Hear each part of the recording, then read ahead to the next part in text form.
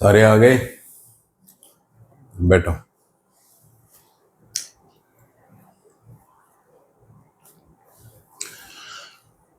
आज अपने को पढ़ने को मिला है एम्पायर।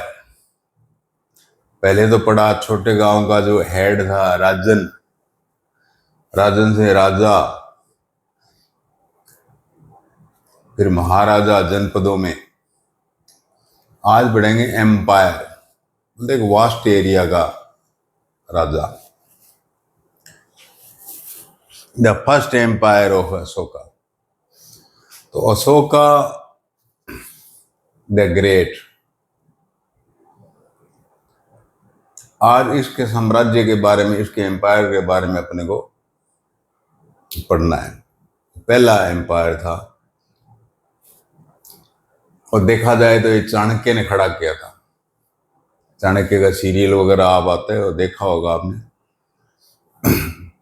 चाणक्य ने घनानंद को डीटॉप करके मगध जो जनपद था उसको फैलाकर एक एम्पायर खड़ा कर दिया।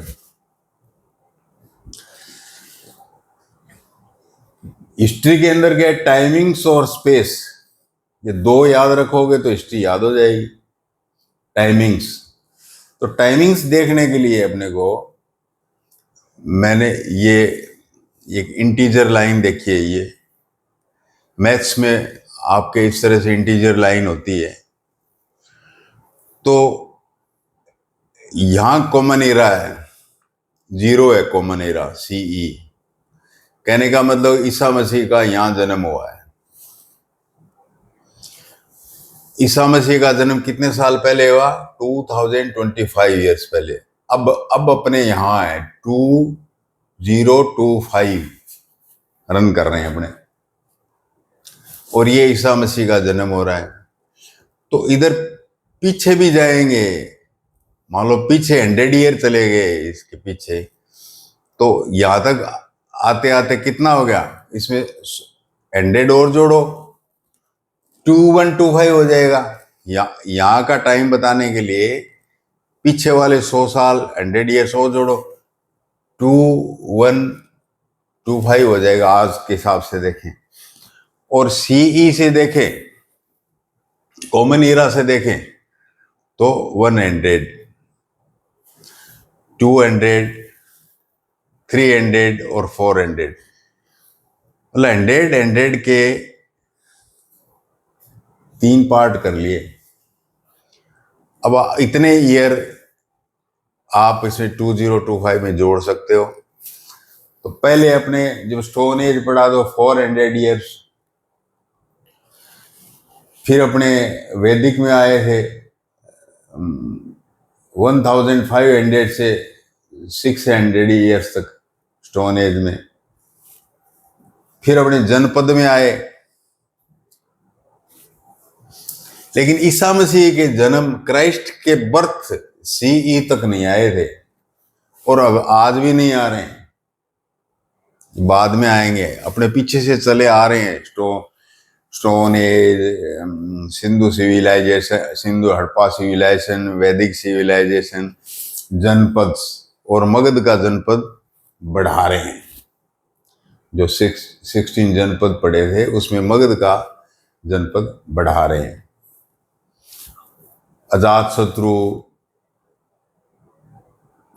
बिंबसार, और लास्ट में घनानंद तक आ गए थे। वहां घनानंद को चाणक्य ने डीटॉप किया, और चंद्रगुप्त मौर्य को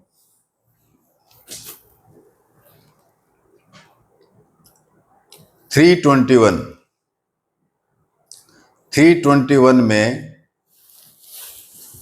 उसने आसीन करवा दिया। चंद्रगुप्त मौर्य को मगध का राजा बना दिया, और मौर्य डायनेस्टी की स्थापना करवा दी। किसने? चाणक्य ने।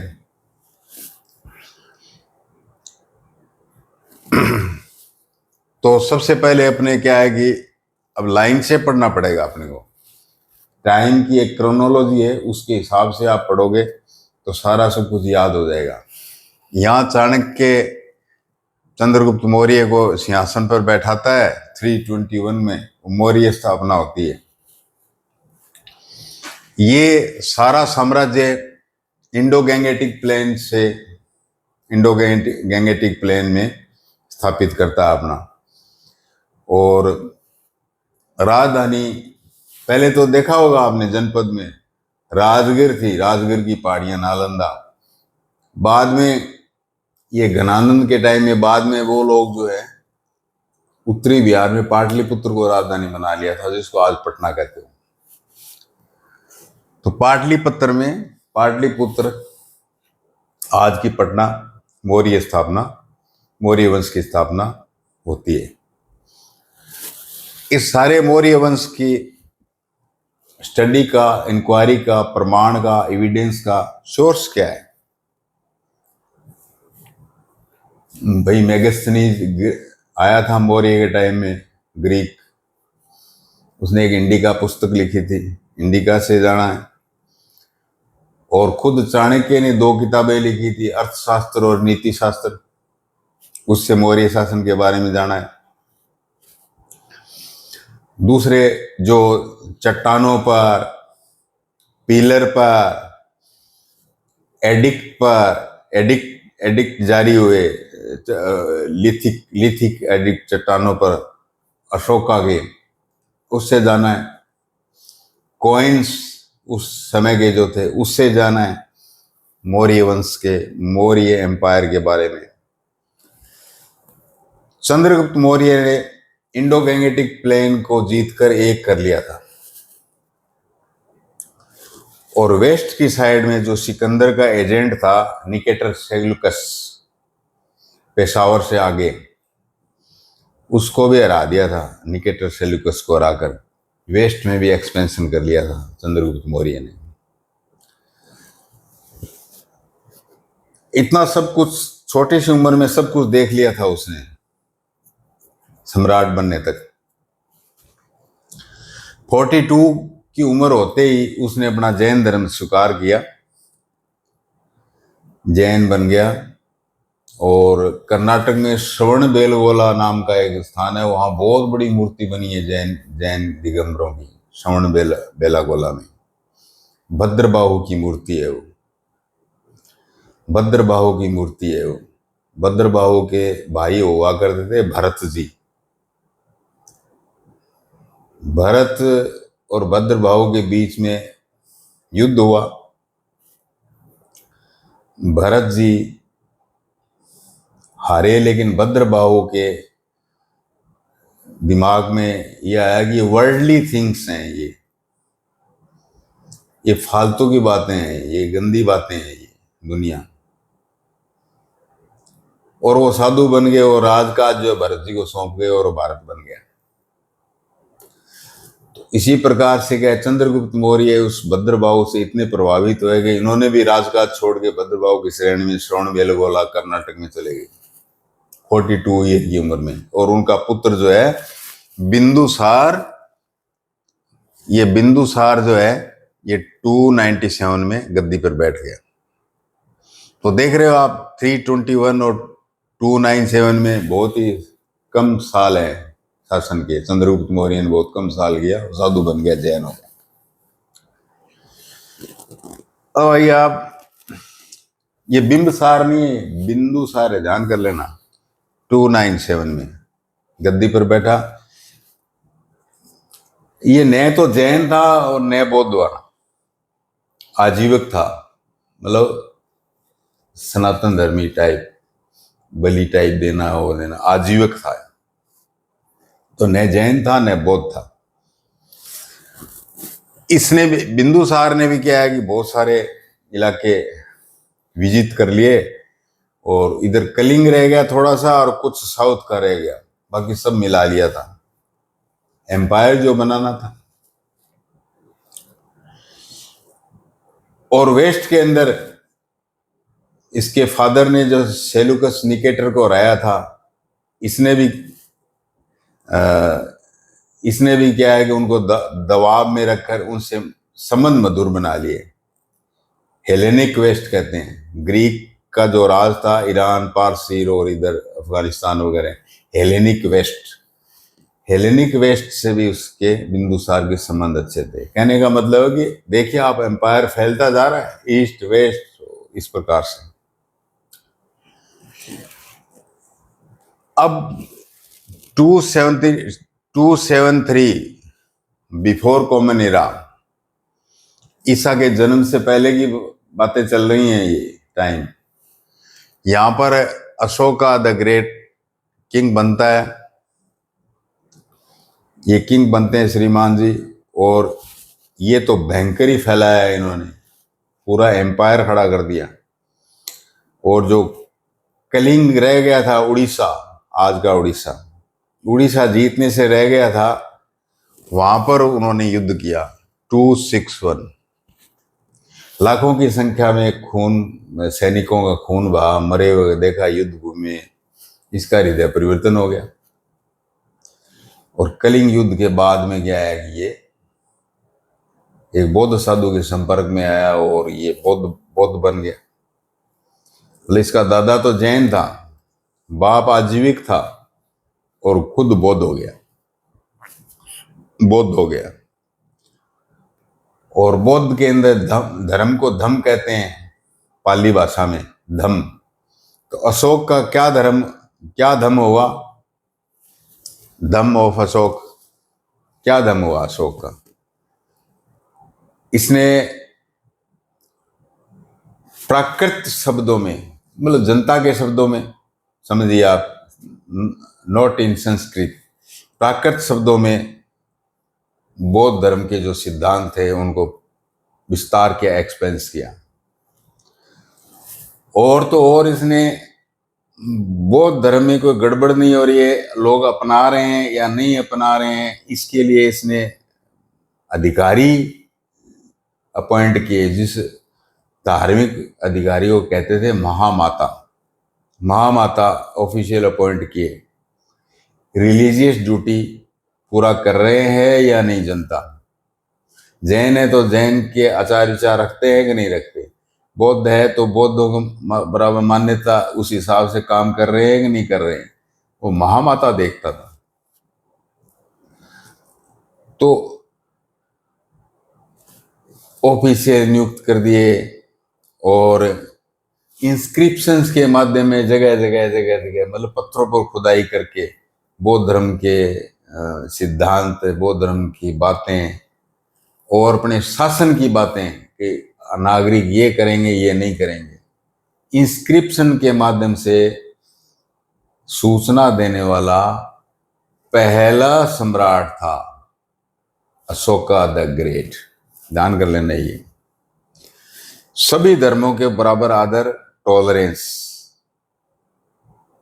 को एग्जिस्टेंस, सारों को जीने का अधिकार है, इसका अशोक की मान्यता थी। कलिंग के बाद, 261 के बाद, टॉलरेंस, दूसरे धर्म के प्रति भी सहिष्णुता, यानी टॉलरेंस, नॉन वायलेंस, कोई कलिंग के बाद में कोई हिंसा नहीं करेगा, को एग्जिस्टेंस, सारों को बराबर खड़ा रहने का अधिकार है। को एग्जिस्टेंस, को का मतलब एक साथ खड़ा रहने का अधिकार है, कोई छोटा बड़ा नहीं है। को एग्जिस्टेंस, दूसरे धर्मों से टॉलरेंस। तो ये अपने जवाहरलाल नेहरू चाइना के साथ मिलकर कभी पंचशील के सिद्धांत बनाए थे, उसमें ये डाले थे, नेहरू ने अशोका से लिए थे। और जो संविधान में डाला हुआ है कि सभी धर्मों का, दूसरे धर्मों का आदर करेंगे, इसको सेकुलरशिप कहते हैं। तो ये संविधान में डाला हुआ है सेकुलर, अपने आज भी।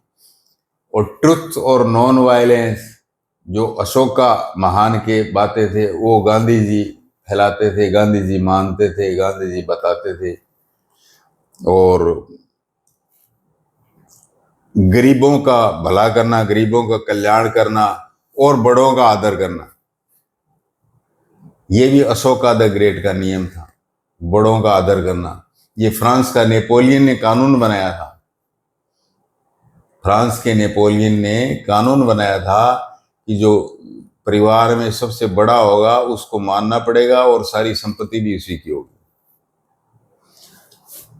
तो भाई अशोक का धम्म, अशोक के जो सिद्धांत थे वो नेहरू जी के पंचशील सिद्धांत ले लो, संविधान का सेकुलर सिद्धांत ले लो, महात्मा गांधी की सत्य अहिंसा ले लो, नेपोलियन का बड़ों का आदर करना ले लो, ये अशोक का धर्म था,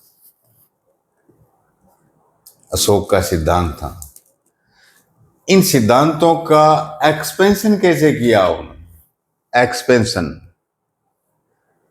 भाई पिलर्स लगाए, रॉक पिलर्स, 7 तो अशोक ने रॉक पिलर्स लगाए और 14 पत्थरों पर इंस्ट्रक्शंस जारी की, इंस्क्रिप्शंस लिखे उसने 14, तो 7 रॉक पिलर्स और 14 से एडिक्ट। और धर्म के विस्तार के लिए श्रीलंका में अपने बेटे को भेज दिया उसने, जो आज कलकत्ता है उसके आसपास ही एक बंदरगाह होता था ताम्रलिप्ति।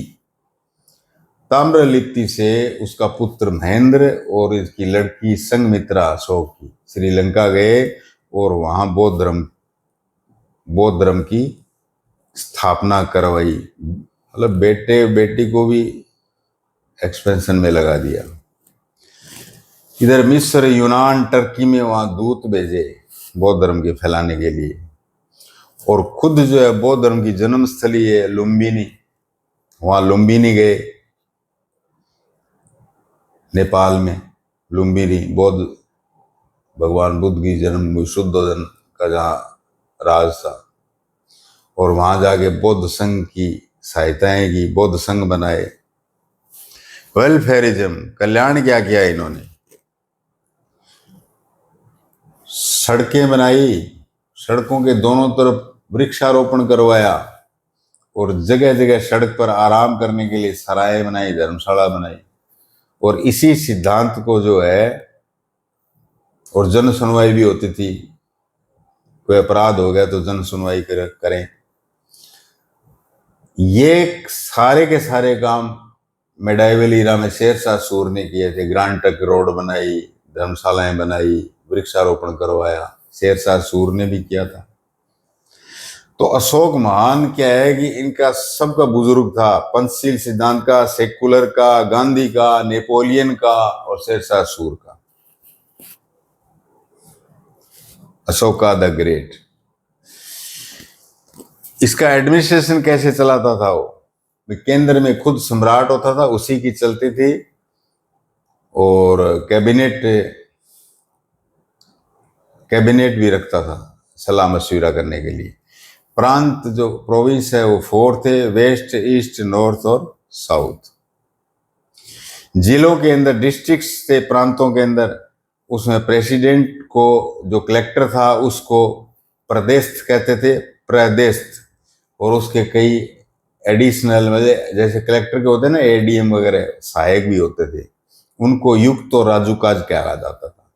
वो लॉ एंड ऑर्डर, आज भी कलेक्टर लॉ एंड ऑर्डर देखता है, कानून व्यवस्था और रिकॉर्ड रखता है जमीन वगैरह की। वैसे ही आज जो जैसे वैसे ही जिलों के प्रशासन चलता था।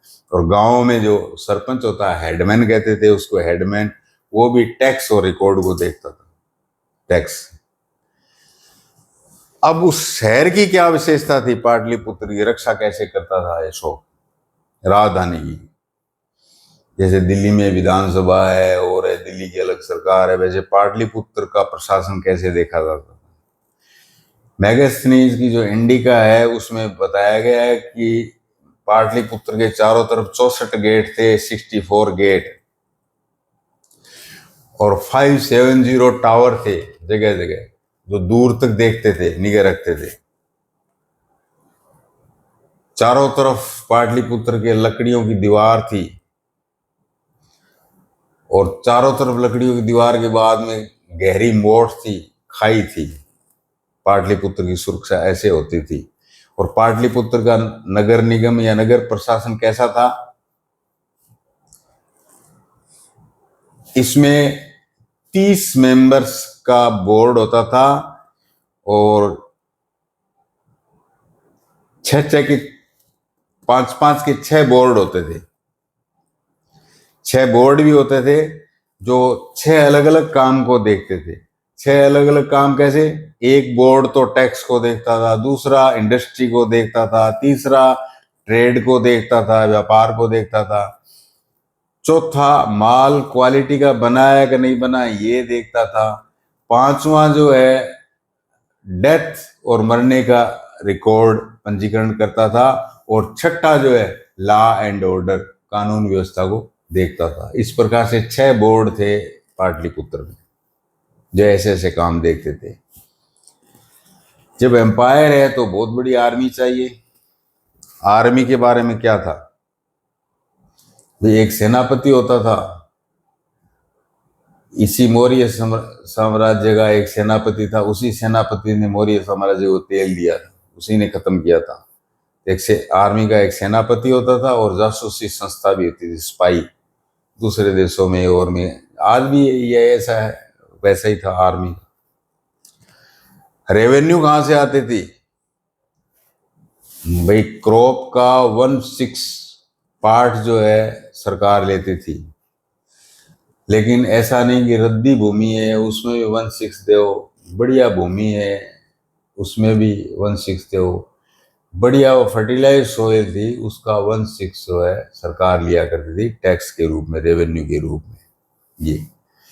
और सेल टैक्स या जिसको ट्रेड टैक्स कहते हैं, ट्रेड टैक्स भी होता था। और बिजनेस शहर कौन से थे? बिजनेस सिटी, बिजनेस हब, जैसे मान लो बॉम्बे है, दिल्ली है बिजनेस हब, तो बड़ौच गुजरात में, मध्य प्रदेश में उज्जैन, और गांधार में तक्षशिला, पीओएंडके में तक्षशिला, और खुद का पाटलिपुत्र। ये 4 शहर बहुत इंपॉर्टेंट होते थे व्यापार के मामले में। यहाँ से बहुत ट्रेड टैक्स आया करता था, रेवेन्यू।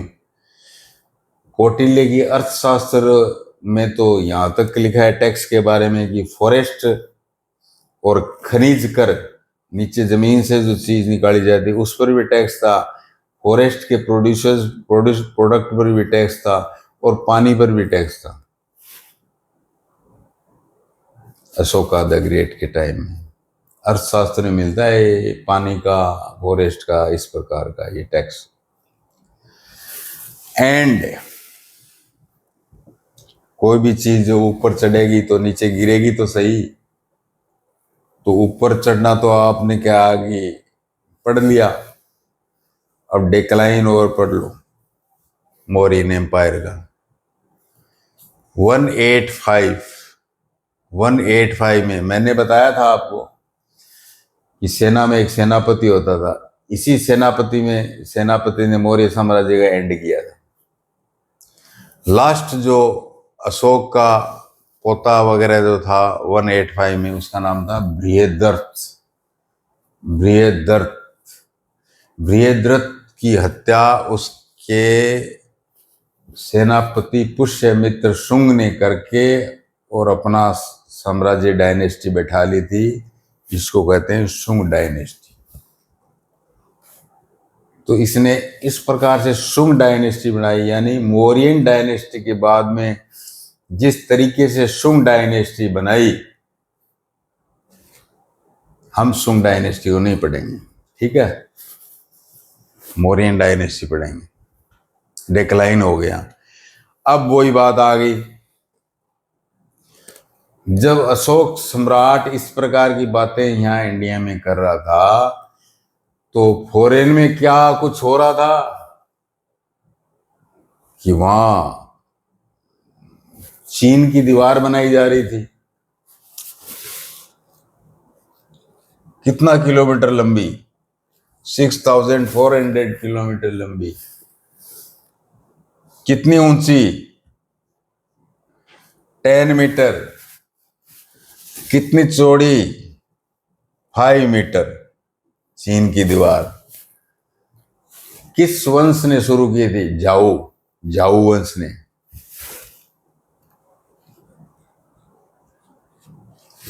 जाऊ वंश ने शुरू की और पूरा किया किन ने? QIN, किन। किन वंश ने पूरा किया।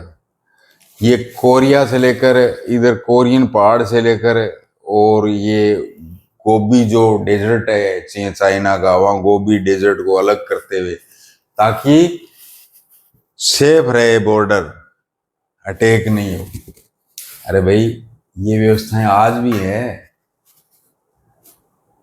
पाकिस्तान बॉर्डर पर आज भी क्या है कि कंटीले तारों की दीवार है, कंटीले तारों की,